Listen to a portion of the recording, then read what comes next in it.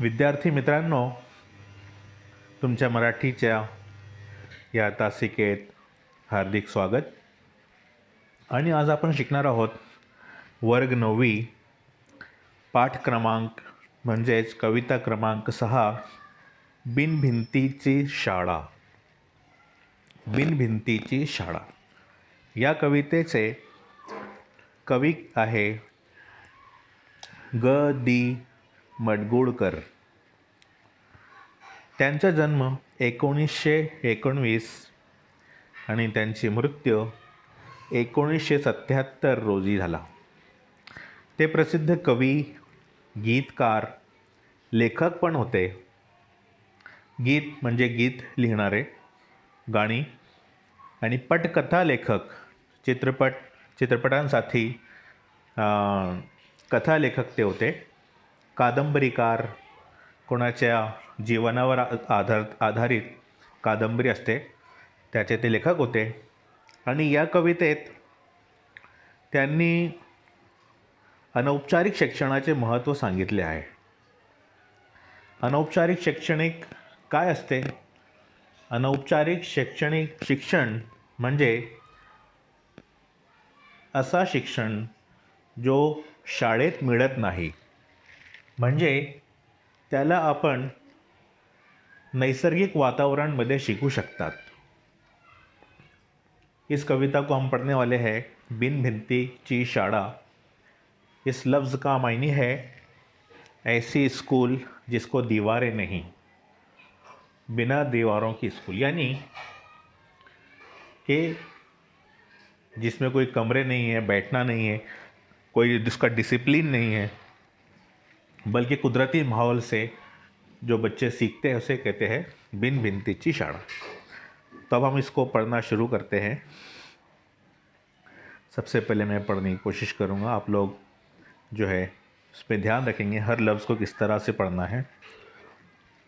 बिन भिंतीची उघडी शाळा, लाखो इथले गुरु, झाडे वेली पशु पाखरे यांची गोष्ट करू. हा पहिला बंद झाला. दुसरा, बघू बंगला या मुंग्यांचा, सूर ऐकूया त्या भुंग्यांचा, फुला फुलांचे रंग दाखवीत फिरते फुलपाखरू, हिंडू ओढे धुंडू ओहळ, झाडावरचे काढू मोहळ, चिडत्या डसत्या मधमाशांशी जरा सामना करू, भल्या सकाळी उन्हात न्हाऊ, ऐन दुपारी पाऱ्यात पोहू, सायंकाळी मोजू चांदण्या, गणती त्यांची करू. बिन भिंतीची उघडी शाळा, लाखो इथले गुरु. हे बघा, या कवितेत इकडे चित्र दिलेला आहे. यहाँ पर एक तस्वीर दी हुई है जिसमें कुदरती माहौल में घूमने फिरने वाले बच्चे नज़र आ रहे हैं. पेड़ के ऊपर शहद का छत्ता नज़र आ रहा है, मक्खियों को देख रहे हैं. वहाँ से नदी गुज़र रही है, हरी घास है, इधर उधर उड़ती तितलियाँ हैं, और चींटियों का बनाया हुआ घर है ज़मीन में, उसको भी देख रहे हैं, उसका बिल देख रहे हैं, और आसपास कुदरती माहौल है. अब इसको एक बार हम गा कर पढ़ेंगे, ट्यून में पढ़ेंगे, और आप लोग भी इसको ट्यून में पढ़ने की कोशिश करेंगे. मैं पढ़ता हूँ, एक एक लाइन आप लोग उसको रिपीट करेंगे. वीडियो को पॉज करके उसको रिपीट करना है. बिन भिंतीची उघडी शाळा, लाखो इथले गुरु, झाडे वेली पशु पाखरे यांची गोष्ट करू, बघू बंगला या मुंग्यांचा, सूर ऐकूया त्या भुंग्यांचा, फुल फुलांचे रंग दाखवित फिरते फुलपाखरू, बिन भिंतीची उघडी शाळा, लाखो इथले गुरु, हिंडू ओढे धुंडू ओहळ, झाडावरचे काढू मोहळ, चिडत्या डसत्या मधमाश्यांशी जरा सामना करू. बिनबिंतीची उघडी शाळा, लाखो इथले गुरु. झाडे वेली पशु पाखरे यांची गोष्ट करू. भल्या सकाळी उन्हात नाऊ, ऐन दुपारी पर्ह्यात पोऊ. सायंकाळी मोजू चांदण्या, गणती त्यांची करू. बिनबिंतीची उघडी शाळा, लाखो इथले गुरु. झाडे वेली पशु पाखरे यांची गोष्ट करू. इस तरह से ट्यून में आपको 3 से 4 मरतबा इसको रिपीट करना है. हाँ, तो अब हम इस कविता का मीनिंग समझ लेंगे उर्दू में. बिन भिंतीची उघड़ी शाळा, उघड़ी यानी कि खुली हुई, खुली स्कूल. क्या हम चीज़ों के सहारे सीख रहे हैं, इसलिए वो भी स्कूल कहलाएगी. कि मक्खियाँ काटती है, पेड़ किस तरह बड़े होते हैं, हर पेड़ में क्या फ़र्क होता है, ये सीख रहे हैं हम लोग कुदरत के सहारे, इसलिए इसको स्कूल कहा गया. उघड़ी शाळा. बिन भिंती, भिंत मतलब दीवारें, जिसको दीवार नहीं. लाखों इथले गुरु. अब यहाँ सिखाने वाले जो गुरु है, टीचर है, वो एक नहीं लाखों होते हैं. कदम कदम पे हर चीज़ हमें कुछ ना कुछ सिखाती है. झाड़े वेली पशु पाखरे, यहाँ के पेड़, वेली मतलब बेलें, पशु जानवर, पाखरे उड़ने वाले पतंगे या तितलियाँ, यांची गोष्ट करो, इनकी बातें करें. तो अब देखो कुछ टीचर्स के नाम दिए हुए यहाँ पे, जो गुरु हैं यहाँ पे, जो कुदरती चीज़ माहौल से हमें सिखा रहे हैं. झाड़े वेली पशु पाखरे यांची गोष्ट करो, ये सब हमें कुदरती माहौल से सिखाने वाली चीज़ें हैं. इस तरह से यहाँ पे लाखों गुरु हुए. ये एक ओपन स्कूल है कि जहाँ पर हमारे लिए कोई डिसिप्लिन नहीं है, कोई किसी तरह की पाबंदी नहीं है, सख्ती नहीं है कि यूनिफॉर्म पहनो, ये करो वो करो, बल्कि यहाँ पे कुदरत के कानून चलते हैं कि शहद के छत्ते में पत्थर मारोगे तो वो काटेगी. इस तरह से ये उसूल होता है. अब दूसरा, ये 5 पंक्तियाँ हो गई. अब यानंतर आम्ही दुसऱ्या 5 पंक्त्या बघू.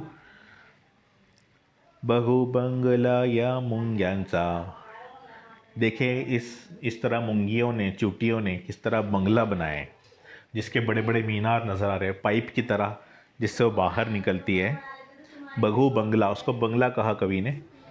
सूर ऐकूया त्या भुंग्यांचा. सूर, उनके गाना सुनेंगे. भुंगे किसे कहते हैं? भंवरों को, जो फूल के ऊपर मंडराते काले रंग के, उसको दूसरे अल्फाज में भिंगोटा भी कहते हैं. उन भुंगे भुंग भुंग भुंग आवाज़ आती है. चलो आज मुंगियों का बंगला देखे और उड़ने वाले भंवरों का आवाज़ सुने, उनके गाने सुने. फूल फुलांचे रंग दाखवीत. फूल फुलांचे रंग दाखवीत, कि अगर हम किसी तितली पर नज़र रखें तो कभी इस रंग पे उड़ेगी, कभी इस फूल पे उड़ेगी, कभी उस फूल पर जाएगी, कभी पीले फूल पर, कभी लाल फूल पर. तो फूल फुलांचे रंग दाखवीत, दाखवीत इन्हें दिखाती है हमें, कभी उस फूल पर बैठती है उसका रंग दिखाती है. अलग अलग, वो खुद भी अलग अलग रंगों की होती है. फिरते फूल पाखरू. फूल पाखरू यानी तितलियाँ. तो क्या करें, इस बंद में ये दिखाया गया है कि हम जो है उन चींटियों के बंगले को देखें और इधर उधर उड़ने वाले, भिन भिन करने वाले भंवरों को देखें, उनकी आवाज़ों को सुने, और रंग बिरंगी तितलियों को देखें कि कैसे वो रंग बिरंगी फूलों पर बैठती हैं और हमें दिखाती है. उसके बाद नेक्स्ट पैराग्राफ. हिंडू ओढे धुंडू ओहळ, झाडावरचे काढू मोहळ. चिडत्या डसत्या मधमाश्यांशी जरा सामना करू. हिंडू ओढ़े धुंडू ओहड़. हिंडू का मतलब होता है घूमे फिरे. ओढ़े का मतलब होता है नदियाँ. आओ हम जंगल के अंदर जितनी नदियाँ हैं उस नदियों को घूमेंगे, नदियों की सैर करेंगे, नदियों के आसपास फिरेंगे. हिंडू यानी ओढ़, घूमे फिरे. और धुंडू ओहड़, धुंडू का मतलब होता है ढूंढना, ओहड़ यानी कि मोड़, नदी के जो मोड़ होते हैं, नदी से वर्णन, इसको हम दूसरे अल्फाज में शब्दार्थ में देखेंगे हम बाद में। धुंडू ओहड़, ऐसे ओहड़ ढूंढ ढूंढ के निकालेंगे कि जहाँ पर नदी के मोड़ होते हैं, कि वहाँ भी बहुत से मंजर खूबसूरत होते हैं, देखने के काबिल होता है, घूमने के काबिल होता है। तो आओ हम एक दूसरे से कह रहे हैं, दोस्त के मित्र एक दूसऱ्याला सांगता है की धुंडू ओढे नद्यांची सैर करू, धुंडू ओहड़ आणि खोज यानी कि उनको ढूंढ निकाले इस तरह से जो मोड़ होते हैं नदियों के। झाडावरचे काढू मोहड़, झाडावरचे काय काढू मोहड़, शहद का छत्ता जो होता है वो बच्चों को अजीब नज़र आता है कि ऐसा क्या लटक रहा है झूमर की तरह। तो मोहड़ जो है ये ऊपर से लटकने वाली चीज़, इसको हम क्या करें, झाड़ावरचे काढू, उसको चढ़ के निकालते हैं। लेकिन क्या करें, क्या होगा उसके बाद, निकालने के बाद फिर मधुमाशा यानी कि शहद की मक्खियों का सामना भी करना पड़े। तो वो कह रहे हैं एक दूसरे से कि चलो ऊपर चढ़ के इसको निकालते हैं, लेकिन फिर इसके लिए तैयार रहे, चिड़त्या डसत्या मधमाशियांशी ज़रा सामना करूँ। चलो अब बहुत हो गया बोले पढ़ाई करते करते, अब हम क्या करेंगे, थोड़ा सा अब इन मक्खियों का सामना भी करेंगे। चिड़त्या कि अगर कोई इनको घोंसले को यानी कि उनके छत्ते को हाथ लगाए, छेड़े तो चिढ़ जाती है। डसत्या और उनके सोंड होती है जो कांटे की तरह, वो कि वो आकर उसको जो है हमला करके और छेड़ने वाले के पीछे लग कर जो है डस लेती है, और उसकी वजह से ज़ख्म भी आ जाता है और बार दफ़ा वो बढ़ भी जाता है। तो चिड़त्या डसत्या मधमाशियांशी ज़रा सामना करो, उसका सामना करना पड़ेगा, ये भी इसके लिए हम तैयार रहे, ये कह रहा है कवि। इसके बाद हम देखते हैं अगला नेक्स्ट पैराग्राफ, पुढच्या 4 ओळ्या। भल्या सकाळी उन्हात नहाऊ, सुबह सुबह क्या करो, सुबह सुबह की रोशनी, धूप में नहाए।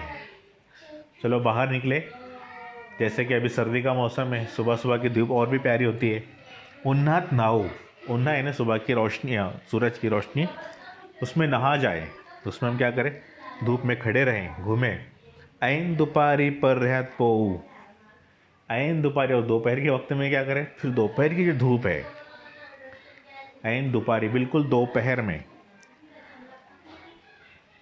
पर्यात पो, पर पारा किसको बोलते हैं, उर्दू में कहते हैं पारा चढ़ गया, यानी कि टेम्परेचर बहुत बढ़ा, दर्जे हरारत।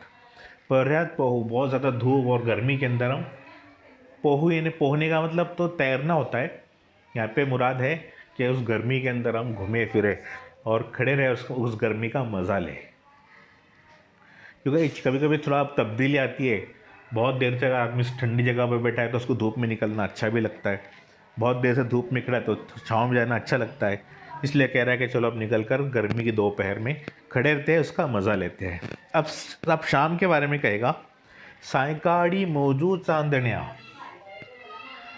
कि शाम के वक्त में चांदनिया, चांद की किरणें जो है, चांद की रोशनी, उसका मज़ा ले। मौजू का मतलब होता है गिनना, अब चांद की रोशनी को गिन को तो नहीं सकते, उसका मतलब होता है उसका मज़ा ले, उसकी तरफ देखे, उसका लुत्फ़ उठाए। और तारों की, चांद के साथ में जो तारे नज़र आते हैं उसके बारे में कवि कह रहा है कि सायकाळी मोजू चांदण्या गणती त्यांची करूँ, गणती यानी गिनना, कि चारों तारे गिनते हैं रात को, यानी कि सुबह का जिक्र भी आ गया, दोपहर का भी आ गया, शाम भी आ गई, और रात के वक्त में जो है तारे गिनने का भी जिक्र आ गया। इस तरह से ये कुदरती स्कूल जो है उसके अंदर हम सीख सकते हैं। तो ये इस तरह से नज़म थी कि देखिए यहाँ पर बच्चे किस तरह से तितलियों से खेल रहे हैं, खेलते खेलते उनको नई नई मालूमात भी होती है, सीखने को भी मिलता है।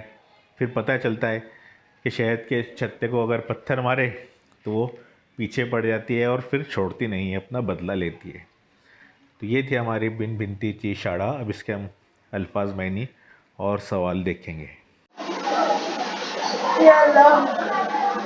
यानंतर आपण या कवितेचे शब्दार्थ आणि प्रश्नोत्तर बघणार आहोत। अब हम इस कविता के अल्फाज मायनी और सवाल जवाब देखेंगे। सबसे पहले शब्दार्थ, देखिए यहाँ पे शब्द है, इसके बाद मराठी में उसके अर्थ है, उर्दू में उसके मायने। भुंगे यानी भीन भीन करनारे कीड़े, आवाज करने वाले। फूलों पर मंडलाने वाले भंवरे भी हम कह सकते हैं। हिंडू, फिरने, हिंडने भी कहते हैं इसको, हिंडने फिरने, घूमना फिरना। ओढ़े, नदी। ओहड़, वड़न, वड़न यानी नदी के मोड़, मोड़ को वड़न कहते हैं। पारहा, ताप, ऊन या गर्मी। तैरना, पोहणे, झेपणे। येथे अल्फाज माहिनी. याच्यानंतर आपण हे बघणार आहोत प्रश्न क्रमांक 1। एका वाक्यात उत्तरे लिहा, एक जुमले में जवाब लिखिए। पहला सवाल, शाळेला काय नाही? उत्तर, शाळेला भिंती नाही। शाळेला गुरु किती आहे? उत्तर, शाळेला लाखो गुरु आहे। 3 मुंग्यांनी काय तयार केले? उत्तर, मुंग्यांनी बंगला तयार केले। 4 झाडावरून काय काढायचे आहे? उत्तर, झाडावरून मोहड काढायचे आहे। 5 सकाळच्या वेळी काय करायचे आहे? सकाळच्या वेळी उन्हात नहाऊन जायचे आहे। धूप में नहाना है। अगला प्रश्न, पुढचा प्रश्न है आकृति पूर्ण करा। वेब शक्ल पूरी करना है शक्ल को। कवितेतून तुम्हाला कळलेले निसर्गातले गुरु, तुमको समझ में आए ऐसे निसर्ग के गुरु हमको लिखना है यहाँ पर। तो 4 लिखे हमने यहाँ पे, झाड़े, मधमाशा, नद्या, फुलपाखरे। अब अगला सवाल है तख्ता पूर्ण करा। आ, तख्ता मीन्स टेबल। देखिए यहाँ से ये नीचे भी उसका टेबल का हिस्सा है। निसर्गातील घटक इस कॉलम में दिया है और इस कॉलम में त्यांच्याकडून माणसाने काय शिकावे। ये इस निसर्ग के जो घटक है, कुदरती जो चीजें हैं, उनसे हमने क्या सीखना चाहिए, इधर इस कॉलम में दिया है। पहला है झाड़े, पेड़ों से हम क्या सीख सकते हैं? उन्हात सावली देने, धूप के वक्त साया देना। दूसरा पाखरे, सर्वांना मिलने, भेटने, सबको मिलना, सबसे मुलाकात करना। पाखरे ये उड़ने वाले जो पतंगे होते हैं, तितलियां होती है, वो किसी फूल के साथ भेदभाव नहीं, सबसे मिलती है। मधमाशा, कोणालाही त्रास न देने, कि किसी को पहले होकर छेड़ते नहीं है और जो छेड़े उसको छोड़ते नहीं। चौथा मुंग्या, एकता, उनमें एकता होती है। भुंगे, कोणाचे रूप तर कोणाचे सूर चांगले असते। किसी का रूप अच्छा होता है, किसी की आवाज अच्छी होती है, तो भुंगे की आवाज अच्छी होती है। इस तरह हमने उसका जवाब लिखा है। प्रश्न 2, योग्य जोड्या लावा। जोड्या लावा यानी जोड़ियां लगाना है। इधर इस कॉलम में निसर्गातील घटक, कुदरती चीजें, और इस कॉलम में कार्य, इन उनके काम क्या है। पहला है मुंग्या बंगला उभारतात। इस कविता में उसके हिसाब से हम जवाब दे रहे हैं कि वो क्या करती है, चूंटियां बंगला बनाती है। भुंगे सूर ऐकवतात, अपनी आवाज सुनाते हैं। फुलपाखरू, तितलियां इकडून तिकडे उड़तात, यहाँ वहां उड़ती है। मधमाशा मोहड़ बांधतात, छत्ता बनाती है।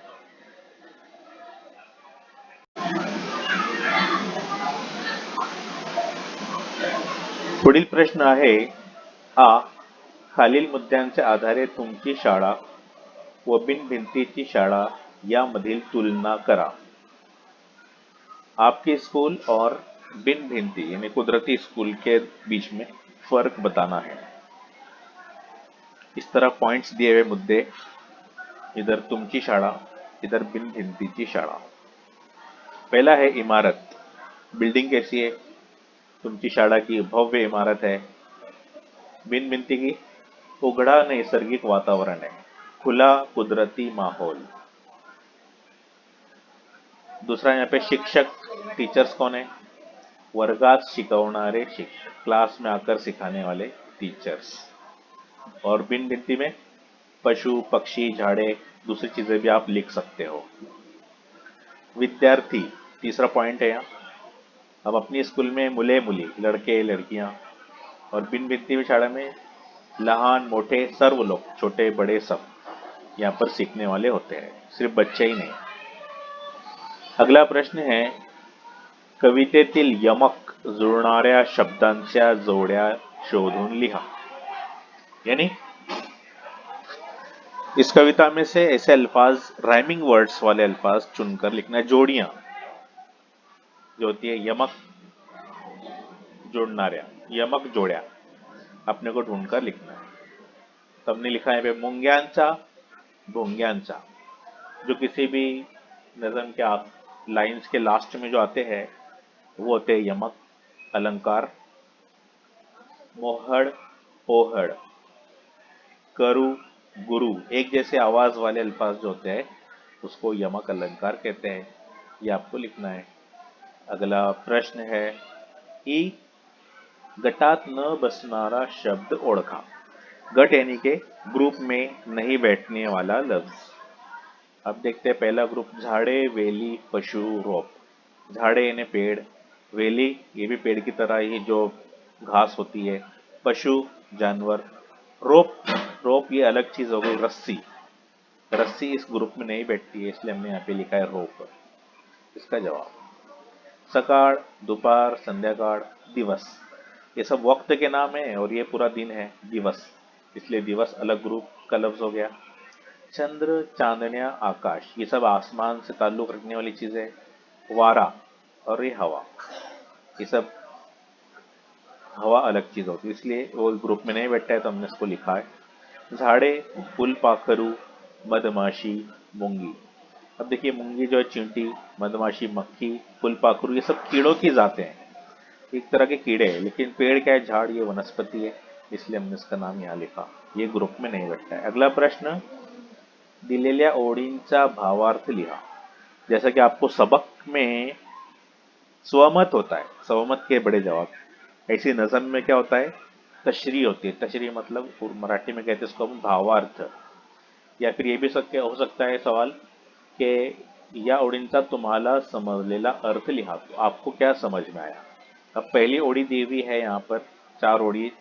बिन भिंतीची उघडी शाळा लाखो इथले गुरु, झाडे वेली पशुपाखरे यांची गोष्ट करू। इसका उत्तर लिखना है हमने। बिन भिंतीची उघडी शाळा, कवि या ओळीत असे सांगण्याचे प्रयत्न करीत आहे। बिन भिंती की शाळा में शायर ऐसा कहने की कोशिश कर रहा है कि निसर्ग, इसको थोड़ा छोटी साइज करना पड़ेगी हमें। निसर्गाची शाळा उघड्या वातावरणात असते, खुले वातावरण में होती है। तिला बंद कमरे खिड़कियां दारे नसतात, उसको बंद कमरे खिड़कियां दरवाजे नहीं होते। निसर्गमध्ये दिसणाऱ्या सर्व लहान मोठे वस्तू, कुदरती माहौल में जो हमें छोटी बड़ी चीजें दिखाई देती है वो सब हमारे टीचर होते हैं, वो सब हमारे गुरु होते हैं। जैसे डोंगर झाडे फुले पशु पक्षी फुलपाखरू, हे सर्व आपल्याला काही ना काही शिकवण देतात, ये हमें कुछ ना कुछ सिखाते जरूर। त्यांना बघणे स्पर्श करणे, इन चीजों को देखना उनको छूना पण गम्मतशीर असते, ये भी मजेदार होता है। दूसरा है, दूसरी ओळी, हिंडू ओढे धुंडू ओहड, झाडावरचे काढू मोहड, चिडत्या डसत्या मधमाशांशी जरा सामना करू। कि अब इसका मीनिंग हमें देखना है कि इसमें कवि क्या कह रहा है। वर दिलेल्या ओळींचा मला समजलेला अर्थ असा आहे की, ये आपको हर जवाब में लिखना है, कविता के बड़े जवाब में, कि इन लाइन का मुझे समझा हुआ अर्थ ये है